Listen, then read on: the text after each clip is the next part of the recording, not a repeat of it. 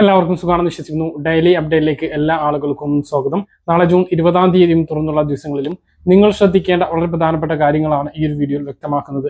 വീഡിയോയിൽ വിശദാംശങ്ങളിലേക്ക് കടക്കുന്നതിന് കൂടുതൽ ആളുകളിലേക്ക് ഇൻഫർമേഷൻ എത്താൻ ഷെയർ ചെയ്യുക, ലൈക്ക് ചെയ്യുക. ഫേസ്ബുക്കിലൂടെ കാണുന്ന ആളുകൾ ഫോളോ ചെയ്യുക. വീഡിയോയുടെ വിശദമായ വിവരങ്ങളിലേക്ക് വരാം. 16-ാം കേരള നിയമസഭയുടെ ആദ്യ ബജറ്റ് മുഖ്യമന്ത്രിയും ധനമന്ത്രിയുമായിട്ടുള്ള VD സതീശൻ ഇന്ന് നിയമസഭയിൽ അവതരിപ്പിച്ചു. നിരവധി ക്ഷേമ പദ്ധതികൾ പ്രഖ്യാപിച്ച ബജറ്റിൽ ക്ഷേമ പെൻഷൻ വർധനവ്, സ്ത്രീ സുരക്ഷാ പെൻഷൻ പദ്ധതികൾ പരാമർശിച്ചില്ല. വരുമാനം ഇല്ല എന്നത് യാഥാർത്ഥ്യമാണ്. സാമ്പത്തിക സ്ഥിതി മോശം തന്നെയാണ്. ₹1 നികുതി കൂട്ടാതെ പുതുയുഗ കേരളമാണ് ലക്ഷ്യമെന്നും വരുമാനം വർദ്ധിപ്പിക്കാൻ മറ്റു പദ്ധതികൾ ആവിഷ്കരിച്ചിട്ടുണ്ട് എന്നും മുഖ്യമന്ത്രി VD സതീശൻ പറഞ്ഞു. നയപ്രഖ്യാപനത്തിൽ പെൻഷൻ 3000-ലേക്ക് എത്തിക്കും എന്ന് ഗവർണർ വായിച്ചിരുന്നു. എങ്കിലും ക്ഷേമ പെൻഷൻ വർധനവ് ഈ ബജറ്റിലില്ല. 6 മാസങ്ങൾക്കപ്പുറം പൂർണ്ണ ബജറ്റ് അവതരിപ്പിക്കാനിരിക്കുകയാണ്. നിലവിലെ ബജറ്റിന്റെ കാലാവധി അടുത്ത ജനുവരി വരെ മാത്രമാണ്. 2027 ജനുവരിയിലോ ഫെബ്രുവരിയിലോ അടുത്ത ബജറ്റും അവതരിപ്പിക്കും. നിലവിലെ ബജറ്റിൽ ₹100 പോലും ക്ഷേമ പെൻഷൻ വർദ്ധിപ്പിച്ചില്ല. ഡിഗ്രി വിദ്യാർത്ഥിനികൾക്ക് ഇന്ദിര ഗ്യാരണ്ടി ആയിട്ട് പറഞ്ഞിട്ടുള്ള ₹1000 ഈ ബജറ്റിൽ പ്രഖ്യാപിച്ചിട്ടില്ല. സ്ത്രീ സുരക്ഷാ പെൻഷൻ പരാമർശിച്ചിട്ടില്ല. എന്നാൽ മറ്റ് നിരവധി ക്ഷേമ പദ്ധതികൾ പ്രഖ്യാപിച്ചിട്ടുണ്ട്. മത്സ്യത്തൊഴിലാളികൾക്കായി സൗജന്യ പാർപ്പിട പദ്ധതി, പട്ടയം ഇല്ലാത്ത തീരദേശവാസികൾക്ക് പട്ടയം ലഭ്യമാക്കും. ഫിഷറീസ് വികസനത്തിന് ₹200.9 കോടി വകയിരുത്തിയിട്ടുണ്ട്. ഏറ്റവും പ്രധാനപ്പെട്ട പദ്ധതി ഉമ്മൻചാണ്ടി ആരോഗ്യ ഇൻഷുറൻസ് പദ്ധതിയാണ്. നിലവിലുള്ള കാരുണ്യ ബെനവലന്റ് ഫണ്ട് പദ്ധതികൾ തുടരും. ഇതിൽ ഉൾപ്പെടാത്തവർക്കാണ് ഉമ്മൻചാണ്ടി ആരോഗ്യ സുരക്ഷാ പദ്ധതി ഏർപ്പെടുത്തുക. ഇത് നടപ്പിലാക്കുന്നതിൻ്റെ പ്രാരംഭ നടപടികൾക്കായിട്ട് ₹10 കോടി അനുവദിച്ചിട്ടുണ്ട്. നടപ്പിലാക്കുന്നതിന് DPR തയ്യാറാക്കും. ഇത് പാവപ്പെട്ട ആളുകൾക്ക് സൗജന്യമായും മറ്റുള്ള ആളുകൾക്ക് ചെറിയ പ്രീമിയം അടച്ചുകൊണ്ടായിരിക്കും പദ്ധതി നടപ്പിലാക്കുക. സർക്കാർ നേരിട്ട് നടപ്പിലാക്കുന്നതിന് പകരം ഇൻഷുറൻസ് കമ്പനികളെ ഇതിൽ ഉൾപ്പെടുത്തിയാകും നടപ്പിലാക്കുക. വയനാടിന് സർവകലാശാല പ്രഖ്യാപിച്ചു. വയനാട് ട്രൈബൽ സർവകലാശാലയ്ക്ക് ₹50 കോടി Kerala health and life science സിറ്റിയും പ്രഖ്യാപിച്ചു. ആശുപത്രികൾ മുതൽ ഗവേഷണം വരെ ലക്ഷ്യമിട്ടുള്ള പദ്ധതിക്ക് ₹100 കോടി വകയിരുത്തിയിട്ടുള്ളത്. കേരളത്തെ ലോക ഭൂപടത്തിൽ അടയാളപ്പെടുത്തുന്ന മിഷൻ സമുദ്രക്ക് ₹400 കോടി പ്രഖ്യാപിച്ചിട്ടുള്ളത്. ലോക മാരിടൈം ഭൂപടത്തിൽ കേരളത്തെ വൻ ശക്തിയാക്കും. വിഴിഞ്ഞം നാവായിക്കുളം പദ്ധതികൾ ഉടൻ പൂർത്തിയാക്കും. വിഴിഞ്ഞം റിംഗ് റോഡ് വേഗത്തിലാക്കും. കാസർഗോഡ് മുതൽ തിരുവനന്തപുരം വരെയുള്ള കേരളത്തിന്റെ മുഴുവൻ തീരവും ഉൾപ്പെടുത്തി UAE മോഡൽ വികസനമാണ് സർക്കാർ ലക്ഷ്യമിടുന്നത്.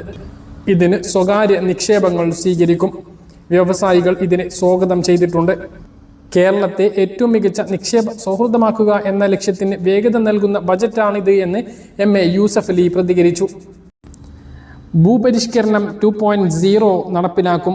ഭൂവിനിയോഗ നയം രൂപീകരിക്കുമെന്നും മുഖ്യമന്ത്രി പറഞ്ഞു. മിച്ചമുള്ളതും ഉപയോഗിക്കാത്തതുമായ ഭൂമികൾ ലാൻഡ് ബാങ്കിൽ ഉൾപ്പെടുത്തും. ഭൂമി ഏറ്റെടുക്കലിന് സുതാര്യത വരുത്തും. മലബാറിൽ അന്താരാഷ്ട്ര ഫുട്ബോൾ സ്റ്റേഡിയം നിർമ്മിക്കും. ഇതിനു വേണ്ടി ₹50 കോടി വകയിരുത്തി. മലപ്പുറം, കോഴിക്കോട്, കണ്ണൂർ, കാസർഗോഡ് ഇതിൽ ഏതെങ്കിലും ഒരു ജില്ലയിലാകും ഫുട്ബോൾ സ്റ്റേഡിയം വരിക. കൊച്ചിയിൽ film city, Kozhikode cultural park സ്ഥാപിക്കും. മിഷൻ സമുദ്ര നടപ്പിലാക്കുമ്പോൾ വരുന്ന എല്ലാ തൊഴിലുകളും തീരമേഖലയിൽ ഉള്ള തൊഴിലാളികൾക്ക് നൽകും. റബ്ബർ കർഷകർക്ക് കോളടിച്ചുകൊണ്ട് ₹50 താങ്ങുവില കൂട്ടി. താങ്ങുവില കിലോയ്ക്ക് ₹250 നിലവിൽ ₹200 വില.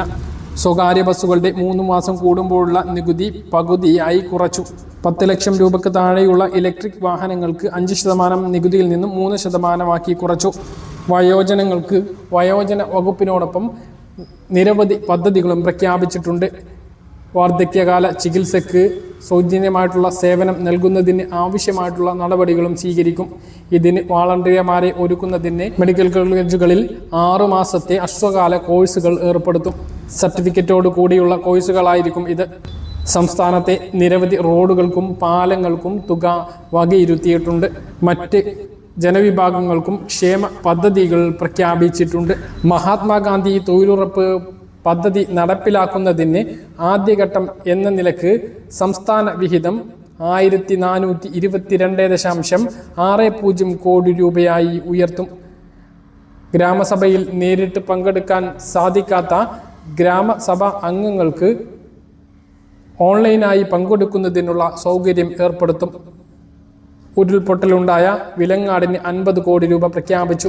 നിരവധി പ്രഖ്യാപനങ്ങളുണ്ട്. പ്രധാനപ്പെട്ട ഓരോ പദ്ധതികളെക്കുറിച്ചും വീഡിയോ പ്രത്യേകം ചെയ്യുന്നതാണ്.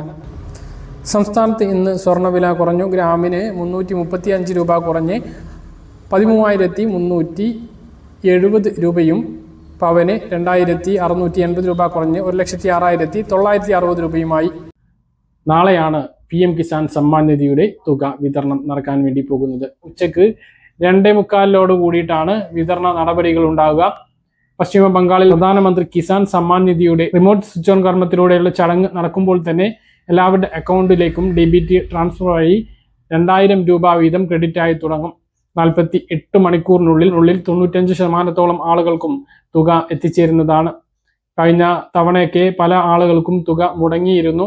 ഒരു കാരണവുമില്ലാതെ തുക മുടങ്ങിയിട്ടുള്ള ആളുകളുണ്ട്. അങ്ങനെയുള്ളവർക്ക് ആ തുക കൂടി ചേർത്ത് ലഭിക്കുമോ എന്നുള്ളതും നമുക്ക് കാത്തിരിക്കുകയാണ്. ചിലപ്പോൾ ഇതിനുള്ള സാധ്യതയുണ്ട്. മുമ്പൊക്കെ അങ്ങനെ ലഭിച്ചിരുന്നു. എന്തായാലും അക്കൗണ്ടുകളിലേക്ക് നോക്കുമ്പോൾ സ്റ്റാറ്റസ് പരിശോധിക്കുമ്പോൾ ഒരു പ്രശ്നവും ഇല്ലാത്ത ആളുകൾക്ക് പോലും തുക മുടങ്ങിയിരുന്നു മുമ്പും. അപ്പോൾ ഇനി വരാൻ പോകുന്ന തുകയും ചില ആളുകൾക്ക് അങ്ങനെ മുടങ്ങാനുള്ള സാധ്യതയും ഉണ്ട്.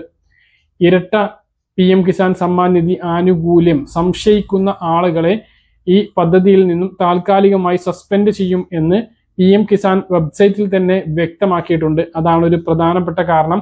സംശയാസ്പദമായിട്ടുള്ള അക്കൗണ്ടുകളായിട്ട് തോന്നിയ അക്കൗണ്ടുകളിലേക്ക് തുക വിതരണം നടക്കില്ല.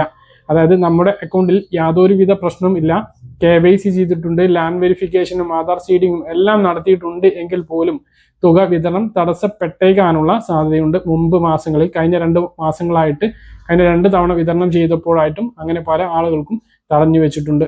പിന്നെ എപ്പോഴാണോ PM കിസാൻ സമ്മാൻ നിധി അർഹരാണ് എന്ന് അധികൃതർക്ക് ബോധ്യപ്പെടുകയാണ് എങ്കിൽ ആ ഒരു തുക പിന്നീട് റിലീസ് ചെയ്യുന്നതായിരിക്കും എന്നുള്ളതാണ് വിവരം.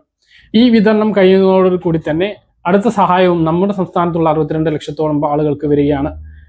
VD സതീശൻ സർക്കാരിന്റെ 2ാമത്തെ പെൻഷൻ വിതരണമാണ് നടക്കാൻ പോകുന്നത്. ജൂൺ മാസത്തെ ക്ഷേമ പെൻഷൻ വിതരണം 25 കൂടി ഉണ്ടാകും. 23-ാം തീയതി സംസ്ഥാനത്ത് കടമെടുപ്പുണ്ടാകും. റിസർവ് ബാങ്കിന്റെ മുംബൈ ഫോർട്ട് ഓഫീസിൽ ഈ കുബേർ സംവിധാനത്തിലൂടെ കടപ്പത്ര ലളിതത്തിലൂടെ തുക എടുക്കുകയും അതിനുശേഷം തുക വിതരണം നടക്കുകയും ചെയ്യും. പെൻഷൻ വിതരണം 25 കൂടിയിട്ട് ആരംഭിക്കുകയും തൊട്ടടുത്ത ദിവസങ്ങളിലായി ബാങ്ക് അക്കൗണ്ടുകൾക്ക് ശേഷം കയ്യിലും വിതരണം ആരംഭിക്കും. ജൂലൈ 5 കൂടി കയ്യിൽ വിതരണം പൂർത്തിയാക്കുന്ന തരത്തിലായിരിക്കും പെൻഷൻ വിതരണം ഉണ്ടാകുക. അപ്പോൾ എല്ലാ ആളുകൾക്കും ഈ 2 തുകയും എത്താൻ പോവുകയാണ് എന്നുള്ള സന്തോഷകരമായിട്ടുള്ള വിവരമാണ് പങ്കുവെക്കാനുള്ളത്. പറഞ്ഞ കാര്യങ്ങൾ കൃത്യമായിട്ട് മനസ്സിലാണെന്ന് കരുതുന്നു. ഇതുപോലുള്ള ഇൻഫർമേഷൻ ലഭിക്കാൻ ചാനൽ സബ്സ്ക്രൈബ് ചെയ്യുക, ബെൽ ഐക്കൺ എനേബിൾ ചെയ്ത് വെക്കുക. മറ്റൊരു വീഡിയോയുമായി നമുക്ക് കാണാം. ബൈ.